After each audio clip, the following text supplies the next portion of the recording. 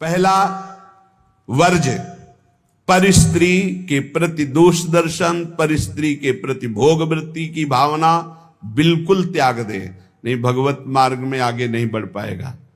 दूसरा, छल कपट आदि करके दूसरे का धन अपहरण करने की बात रखना कभी नहीं होना चाहिए। दिखावा करके, दंभ करके, पाखंड करके किसी भी तरह से दूसरे से धन ऐंठने की इच्छा रखना, फिर आप वैष्णव पद्धति में फिसल जाएंगे, आगे नहीं बढ़ पाएंगे। तीसरा, किसी की भी निंदा करना नहीं करना है। पर निंदा बिल्कुल ना सुननी है ना करनी है। अगर वैष्णव धर्म में स्थित रहना है, परम आनंद प्राप्त करना है, पहला नियम किसी भी माता बहन के प्रति काम भाव नहीं। दूसरा नियम किसी के भी धन को किसी भी तरह से ठगाई ना करे। तीसरा, पर निंदा ना सुने ना पर निंदा करे। चौथा, जो संतों ने भोजन निषेध किया वो नहीं करना चाहिए। मांस, मद्य, मछली, अंडा और जैसे प्याज लहसुन, इनको त्याज्य। प्याज लहसुन तमोगुणी है, तमोगुणी होने के कारण इसका त्याग किया गया है। वो अंदर से भजन की वृत्ति छीण करता है, तुम जान नहीं पाओगे, इसीलिए संतों ने अनुभव करके इसका त्याग किया। प्याज लहसुन निषेध है केवल तमोगुण के कारण, वो तमोगुण की वृत्ति बढ़ाता है। तमोगुण जो है निद्रा, आलस्य, प्रमादोत्थम तत्तामस मुदाहृतम, भजन में निषेध है, इसलिए निषेध किया गया है।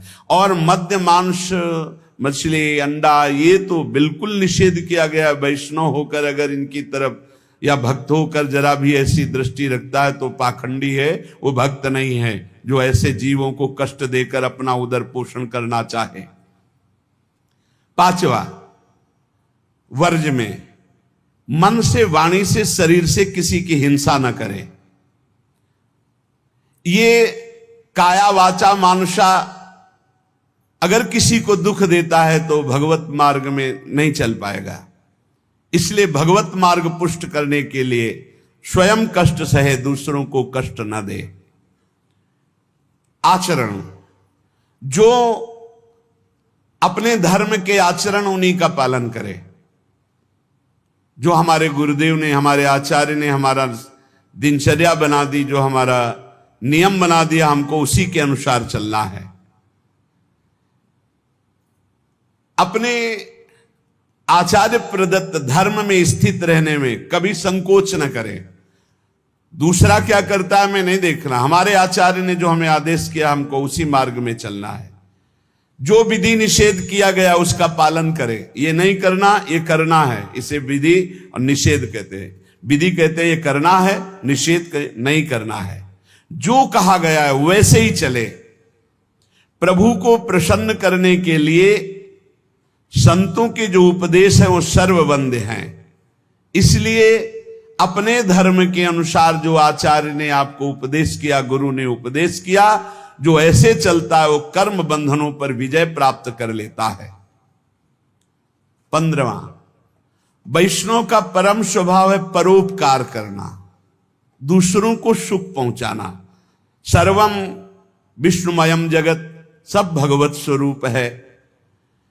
वैष्णव का धर्म है समस्त भूतों में भगवत भाव करके व्यवहार करना। कई बार चर्चा की कि किसी से व्यवहार करना तो पहली दृष्टि पड़ने पर उसमें राधा वल्लभ लाल देखो, मेरे प्रभु राधा वल्लभ लाल विराजमान हैं। अगर भगवत भाव नहीं किया तो पुण्य क्रिया भले हो जाए, वो भगवान की प्राप्ति कराने वाली क्रिया नहीं। इसलिए अच्युत भावना विहीन कर्म का ज्यादा महत्व नहीं, भगवत भावना युक्त किसी से भी कुछ भी। परोपकार ये बहुत बड़ा धर्म है। कोई बीमार है, कोई कष्ट में है, कोई वृद्ध शरीर है, हमें अवसर मिले तो हमें सेवा करनी चाहिए। अगर हमारे पास अर्थ है, कोई बीमार है, वो अर्थ की अव्यवस्था कारण सही औषधि नहीं उसकी हो पा रही, हमें कूद पड़ना चाहिए, हमें सहयोग करना चाहिए। धन की सार्थकता है इसी बात में कि दूसरों को हम सुख प्रदान कर सके। परोपकार सबसे बड़ा धर्म है। परहित सरिस धर्म नहीं भाई, पर पीड़ा सम नहीं अधमाई। श्री तुकाराम जी कह रहे हैं, पंडित हो या बालक हो, मूर्ख हो या विद्वान हो, जो नाम को पकड़ लेता है वो सब ज्ञान प्राप्त कर लेता है। सब ज्ञान, बात पकड़ लीजिए। पहले मास्टर जैसे बालक को हाथ पकड़ करके लिखवाता है काखा गाघा, फिर एक दिन वो पूरा का पूरा शब्द पढ़ लेता है। ऐसे प्रारंभ में गुरुदेव साधन बताते हैं, बहुत ही कड़वा लगता है, लेकिन जब वो तो सब ज्ञान उसके अंदर जागृत हो जाता है, सब वैराग्य भक्ति सब अंदर जागृत हो जाता है। क्या जुगनू कभी सूर्य की तेज की समानता कर सकती है? अन्य जितने साधन है सब जुगनू वो भी चमकते हैं, और सूर्य है नाम, नाम की समानता कोई अन्य साधन नहीं कर सकता। इसलिए सूर्य स्वरूप भगवान के नाम का निरंतर गाय, अन्य साधनों की तरफ दृष्टि मत दो। अखिल जगत महासुख से पूर्ण नजर आएगा जिस समय निरंतर नाम चलेगा। लीला मात्र भगवान का ये माया क्षेत्र है, एक लीला मात्र। ऐसे तर जाओगे तुम्हें समझ भी नहीं पड़ेगा, सुख पूर्वक संसार से तर जाओगे। इस माया जाल से समाप्त होने के लिए तुकाराम जी कह रहे हैं, केवल मुख से तुम नाम उच्चारण करो, भवबंधन अपने आप छिन्न भिन्न हो जाएगा। केवल नाम उच्चारण करो। ये बड़े बड़े महापुरुषों के वचन हैं। भाव सिंधु से पार हो जाओगे बिना प्रयास के, सुख पूर्वक यदि नाम जप करोगे। नाम जप की रुचि और बढ़े, इसीलिए ठाकुर सेवा का सौभाग्य मिला है। जैसे जैसे हृदय पवित्र होगा अपने आप नाम जप स्फुरित होने लगता है। तो जब ठाकुर सेवा का तुम्हें अवसर मिले तो जरूर दौड़ भागो, क्योंकि वो नाम जप में प्रीति बढ़ाएगा। ठाकुर सेवा, श्री जी की सेवा, ये तुम्हारे भजन की वृद्धि कर देगी। इसमें कभी ऐसा मत सोचो कि एकांत में बैठकर अगर मैं नाम जप करता तो ठीक था, ये हमको तो सेवा में लगना। सेवा से नाम जप की प्रीति और बढ़ती है। अगर देवालय में सेवा मिले या अपनी कुटिया में ठाकुर सेवा विराजमान करके मिले, देखो भाट की तरह उनकी स्तुति करो और तुच्छ नीच भाव रखकर अपने को उनकी सेवा में लगा दो, तो तुम्हारे हृदय में नाम सतत चलने लगेगा। जैसे सूत मागध बंदी जन राजा का गुण गाते हैं, ऐसे दैन्य होकर के प्रभु के गुण गाओ। देखो ना बड़े बड़े महापुरुषों के, सूरदास जी के अश्रु चल रहे, पद गा रहे, ठाकुर जी बैठे सुन रहे। ये भगवत मार्ग है, प्रेमियों का मार्ग है। इसमें अलग दैन्य भाव होकर पद गायन कर रहे और एकदम अपने को नीच समझ करके प्रभु की सेवा में लगे। बड़ी कृपा है जो हमसे सेवा करवा रहे हैं, नहीं तो पापाचरण भी तो शरीर से हो सकते। दो बातें यदि हो रही तो तुकाराम जी कह रहे हैं कि नाम जब बहुत शीघ्रता से निरंतर चलने लगेगा। यदि श्री जी की सेवा और श्री जी के गुणों का गायन, लीला गायन दैन्य होकर, जैसे राजा के सामने कुछ चंद धन के लिए सूत मागध बंदीजन उनका जस गाते, ऐसे हम प्रेम के लिए अपने आराध्य देव का जस गाते हैं। श्री तुकाराम जी कह रहे हैं कि बड़े बड़े देवता भी इच्छा करते कि मृत्यु लोक में मानव देह में हमारा जन्म हो जाए, तो हम ऐसा भजन करेंगे कि भगवान को प्राप्त कर लेंगे, स्वर्ग से भी ऊंची स्थिति प्राप्त कर लेंगे। और तुम मृत्यु लोक के भोगों में फंसकर भगवान को छोड़ रहे हो।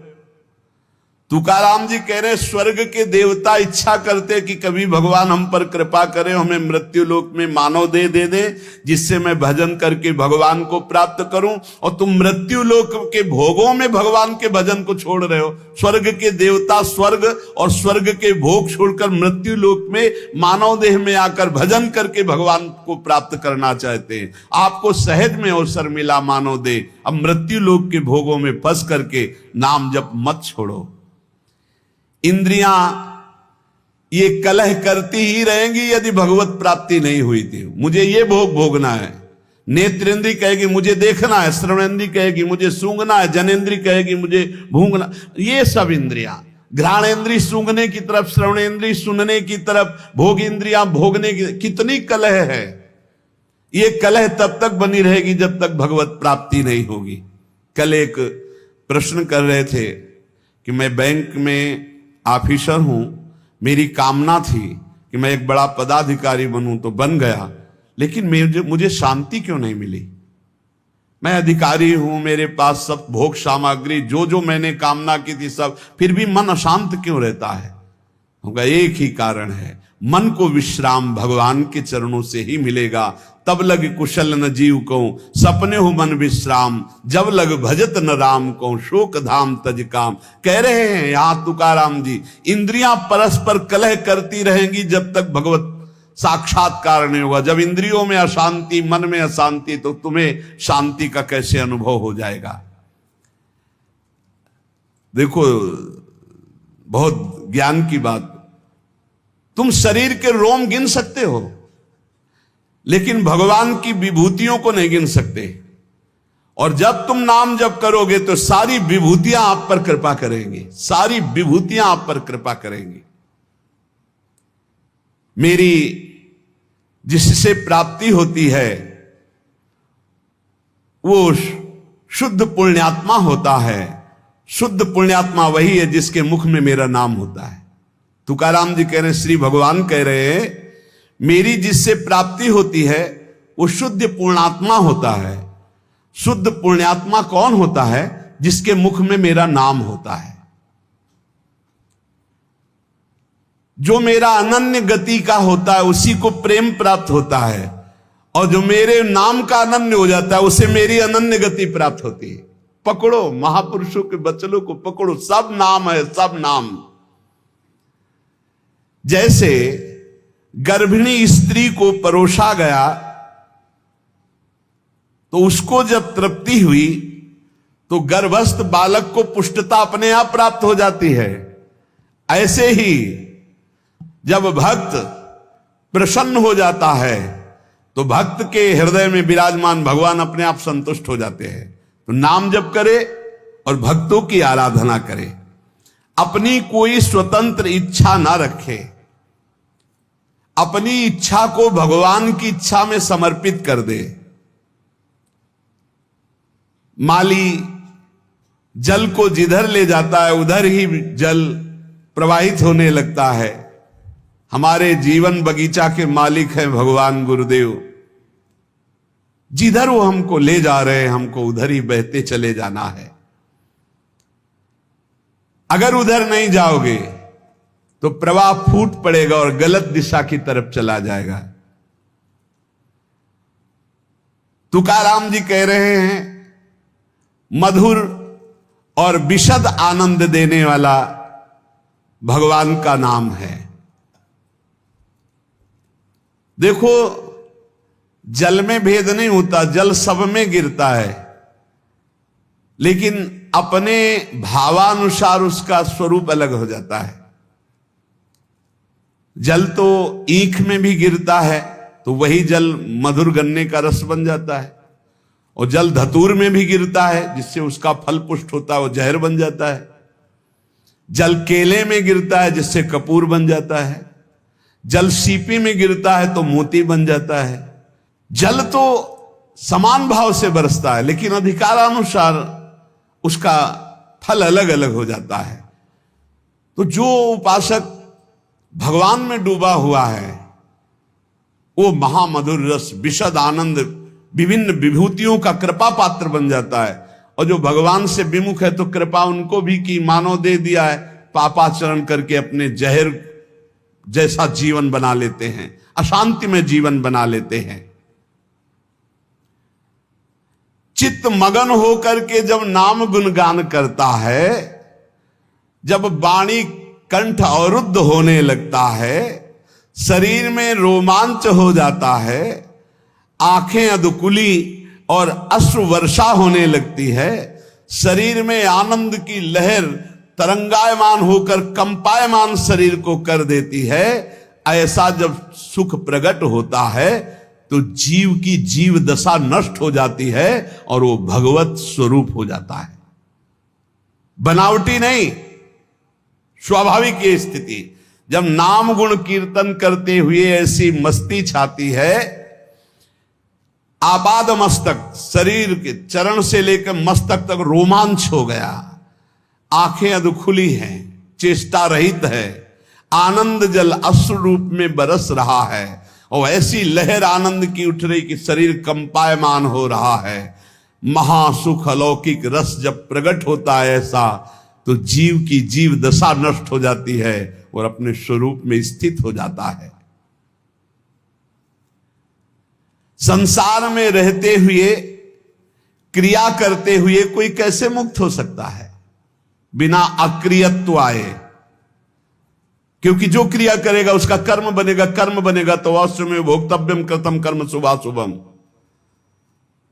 तो कह रहे हैं तुकाराम जी, नटनाट्य अवधे संपादिले सोंग। ये जगत का जो नाटक का स्वांग रचा है उस परमात्मा ने रचा है। तुम भी उसी स्वांग के एक हिस्से हो, बस स्वांग मात्र करो, सच्चाई से नहीं। तुम न किसी के सच्चे पति हो, न किसी के पुत्र हो, न किसी के पिता हो, न किसी की पत्नी हो। तुम भगवत स्वरूप हो, स्वांग मिला है, स्वांग करो। और सच्चाई है कि मैं ईश्वर के नाम रूप लीला धाम में निरंतर चित्त को जोड़े। ये सच्चा नहीं है, झूठा है। ना तुम कुछ दिन के जो बने हुए पति हो, ना शाश्वत पति नहीं हो। तुम पहले नहीं थे, बाद में भी नहीं रहोगे, बीच में कुछ दिन के हो, लेकिन शाश्वत है सच्चिदानंद प्रभु। श्री तुकाराम जी कह रहे, नटनाट्य अवधे संपादिले सोंग। ये स्वांग है, ये नट का नाट्य है, बिल्कुल नाटक जैसा करो। सत्य है भगवत नाम, भगवत रूप, भगवत लीला। क्या कोई अंगारों की सेज पर सुख की नींद सो सकता है? तो उत्तर आएगा नहीं। तो क्या खटमल की चारपाई पर सुख की नींद सो सकता है? तो बोले नहीं। तो बोले ऐसे ही भोग वासना, नाना प्रकार की गंदी वासना, ये क्या तुम्हें सुख चैन से सोने देंगी? अनंत जन्मों से जलते हुए चले आ रहे हो, आगे भी जलना पड़ेगा। नहीं, आगे बढ़ो, संसार के मार्ग में नहीं, भगवत मार्ग में, तभी सुख से विश्राम कर। गोस्वामी तुलसीदास जी कह रहे, जाकी कृपा लवलेस ते मति मंद तुलसी दास हूं, पायो परम विश्राम, राम समान प्रभु नाही कहूं। पायो परम विश्राम, आप चैन की नींद। काहू के बल भजन को काहू के आचार, व्यास भरोसे कुंवर के सोवत पाव पसार। चैन की नींद, ये अंगारों की सेज पर पड़ना है, जो भोगों में, जो नाना प्रकार की वासनाओं, मानो खटमल की चारपाई पर। कहां चिंता सुख भय से युक्त कहीं नींद आती है? जब तक देह भाव है प्यारे कि मैं स्त्री हूं, मैं पुरुष हूं, तब तक बंधन को प्राप्त हो। भाव ही देह भाव को नष्ट करेगा, भगवत भाव कर्म बंधनों को नष्ट करेगा। दही मत कर जब उससे मक्खन निकाल लिया जाता है, तो मक्खन छाछ में डालने से ऊपर ही रहता है, कभी डूबता नहीं है। जब तक मथा नहीं गया था तो एक में ही एकम एक था, और जब मथ कर दही को मक्खन निकाल लिया गया तो फिर उसे छाछ में छोड़ दो, फिर नहीं मिल सकता। ऐसे ही खूब नाम जप करके पहले जीवत तो नष्ट कर दो, फिर संसार में रहोगे तो ऐसे रहोगे जैसे छाछ के ऊपर मक्खन रहता है, कभी मिल नहीं सकता। तुकाराम जी कहते हैं, दही से पहले मथ करके मक्खन अलग कर लो, फिर मिलाना भी चाहोगे तो चाहे जितना प्रयास करो मिलेगा ही नहीं। ऐसे ही एक बार तुम देह भाव से अलग हो, नाम जप करके ऐसा ज्ञान प्राप्त करो, फिर संसार में तुम्हें कोई नहीं बांध सकता। प्यासा प्यासे की हालत जानता है, भूखा भूखे की हालत जानता है। ऐसे ही भगवत मार्ग का पथिक, केवल भगवत मार्ग के पथिक ही भगवत मार्ग के पथिक को जानते हैं, दूसरे नहीं जान सकते। दूसरों को तो आश्चर्य लगता है, ऐसा कैसे हो सकता है कि घर में खाने को नहीं, हर कष्ट, हर, और वो खूब नाच नाच करके नाम कीर्तन कर रहे हैं। ऐसा कैसे हो सकता है कि घर में इकलौते पुत्र का 100 पड़ा हुआ है और वो नाम कीर्तन कर रहे हैं? ऐसा कैसे हो सकता है कि क्षण क्षण पर कष्ट दिया जा रहा है और वो हरि हरि हरि, मेरा हरि मेरा हरि? ऐसा कैसे हो सकता है प्रहलाद जी? ऐसा कैसे हो सकता है? 22 बाजारों में मार कोड़े खाल खींच ली गई, फिर भी ना तो भक्ति में फर्क पड़ा ना भक्त में फर्क पड़ा। वैसे ही भक्ति, वैसे ही मुख प्रसन्न। कैसा कैसे हो सकता है? ये बात जैसे प्यासे को प्यासा जानता है, भूखे को भूखा जानता है, ऐसे ही भगवान के भक्त को सिर्फ भगवान का भक्त जानता है। ये विषयी सांसारिक प्रापंचिक लोग उसे नहीं जान सकते। तुकाराम जी कहते हैं, माया योग से जीव दुर्दशा को प्राप्त हो रहा है और भक्ति योग से महासुख को भोगेगा। इसलिए माया योग से हटो और भक्ति योग को प्राप्त करो। अनित्यम सुखम लोको मिमम प्राप्य भजस्व माम। ये संसार के नाशवान सुख भोगों से मन को हटाओ। लोक के भोग तुम्हें दुर्गति को प्राप्त करा देंगे। प्राप्य भजस्व माम, मुझे भजो। भगवान कह रहे मेरा स्मरण करो। बाटे या जनाचे थोर व आश्चर्य, विषय वडिम भूतले जीव। तुकाराम जी कह रहे हैं कि जीव भोगों में फंसकर समय को नष्ट कर रहा है। वो समझ रहा है बड़ा अच्छा समय व्यतीत हो रहा है, लेकिन आगे भयानक दुख आने वाला है। फिर मृत्यु होगी, फिर अन्य योनियों में जाओगे। इसलिए भजन कर लो। पैसा के बल से, भोगों के बल से, पद के बल से तुम काल से नहीं बच सकते।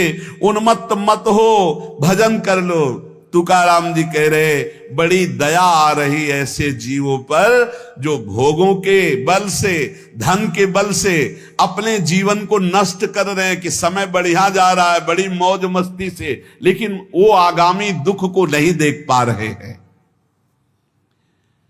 अरे ये मुझे ना भजे ऐसा कौन सा बल है इनको मिल गया कि ये निश्चिंत होकर भोगों में पड़े हुए हैं। भगवान को भी दया आती है कि ये जीव कैसा भूला हुआ है। इनमें कौन सा ऐसा दम है जो अंत काल में तुम्हें काल से बचा सकता है? रुपया में, पत्नी में, पुत्र में, पति में, परिवार में, धन में, किसमें ऐसा बल है जो तुम्हें मृत्यु से बचा सके? जब मृत्यु से नहीं बचोगे तो फिर अगला जन्म होगा, फिर उस योनि में नया। ये कब तक चलता रहेगा? क्या यमदूतों से तुम्हें ये रुपया पैसा बचा लेगा? क्या यमदूतों के दंड से तुम्हें ये नाना प्रकार के शरीर संबंधी लोग बचा लेंगे? नहीं। तो विद्या बचा लेगी, वयस बचा लेगी, प्राणियों का रिश्ता नाता तुम्हें बचा लेगा। अरे अब होश में हो जाओ। संसार काल का कलेवा है, इसमें कोई नहीं बचेगा, सब मरेंगे। इसलिए नाम जप कर ले, अपने को बचा ले।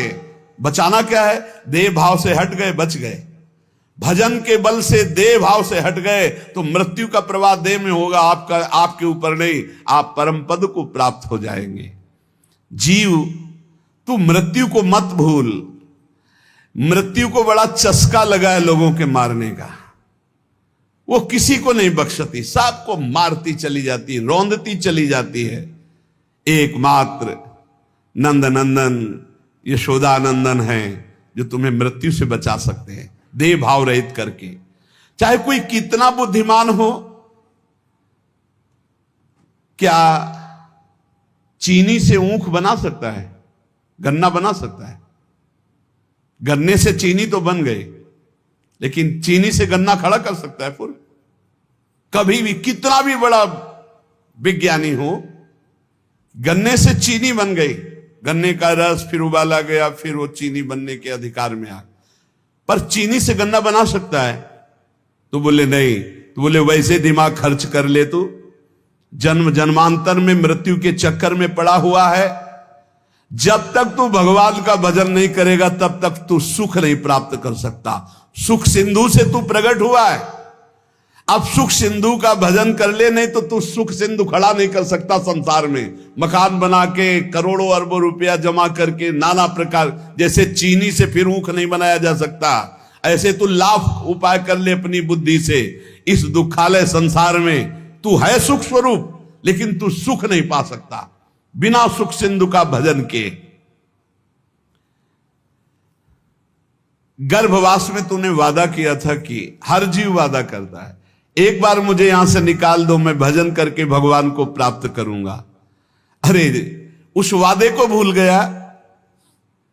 भगवान शेषनाग भी अपनी 2000 जिह्वा से जिनका नाम गुणगान करते हैं, वेद भी जिनका नेति उनसे वादा किया था तूने कि एक बार गर्भ से बाहर कर दो, मैं तुम्हारा भजन करूंगा। बौरा गया, इस माया में आके फिर बौरा गया। अपनी जिह्वा से व्यर्थ की बातें करके, दिमाग से नाना प्रकार के प्रपंच का चिंतन करके फिर फंस गया चक्कर में, वो वादा भूल करके। इसलिए श्री तुकाराम जी कहते हैं, जीवात्मा तू ही अपना तारक है और तू ही अपना मारक है।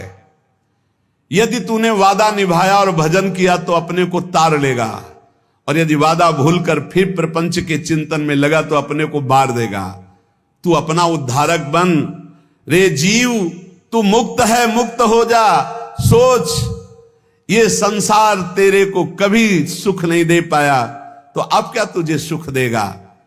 इसलिए जैसे भोजन पाने से तृप्ति होती है एक एक कवल से, ऐसे एक एक नाम से संसार से वैराग्य, स्वरूप का बोध और भगवान से प्रेम होता है। इसलिए निरंतर नाम जप करो, जो हमारे जीवन का परम लाभ है। नाम, हर समय नाम जप करते रहो। जहां संत जन मिले दौड़ कर जाओ, चरण वंदना करो, उनके वचन सुनो। भगवत चर्चा सुनने से नाम जप में बड़ा उत्साह होता है। भजन न होई संग बिन, भजन बिना नहीं प्रेम, और भजन के बिना भगवत प्रेम नहीं हो। प्रेम के बिना इस संसार से मुक्ति नहीं, क्योंकि जब भगवत प्रेम होता है तो शरीर राग नष्ट हो जाता है। नहीं, ये बड़ा कष्टमय शरीर है। अभी भगवान कृपालु हैं, आपको कष्ट का समय नहीं आया इसलिए आप नहीं समझ पा रहे हैं। नहीं, बड़ा कष्ट करना ही है, जी नहीं सकते। बड़ी मतलब आप समझो, अगर स्थिति ना हो तो प्रतिपल कष्ट का समय है, प्रतिपल कष्ट का समय। अगर भगवान का चिंतन न हो तो क्या चिंतन है, क्या कष्ट का चिंतन है। हर समय कष्ट, तो ये क्या हमारे ऊपर ही है क्या? सब जीव को भोगना पड़ेगा। आपकी लंबी यात्रा है, हजारों जन्म बार बार ले लेकर भोगना, इसलिए ऐसे भोगों में फंस करके तुम्हें भुलावे में माया डाल रही। इसलिए हमारी प्रार्थना है, इसी जन्म में भजन करके जो कष्ट मिले सह करके मुक्त हो जाओ। बस यही जीवन का परम लाभ है। निरंतर नाम जप ही सब शास्त्रों का, सब भक्तों का है। देखो तुकाराम जी की बात सुनी कि पूरा जीवन कष्ट में, यहां तक ऐसी स्थिति आई कि अन्न के बिना पत्नी मर गई, बच्चे प्राण पोषण के लिए अन्न नहीं रहा, लेकिन भक्त ने अपनी निष्ठा नहीं तोड़ी। निरंतर नाम कीर्तन, संत चरणामृत, संत चरण रज का सेवन करके ऐसी ऊंचाई पर पड़े कि आखिरी में जब तो भगवान वो कह रहे, देखो भगवान श्री हरि विमान लेकर आ रहे हैं। भगवत पार्षद आए, विमान आया, सबसे प्रणाम किया और विमान में चढ़कर तुकाराम जी भगवान के धाम को गए।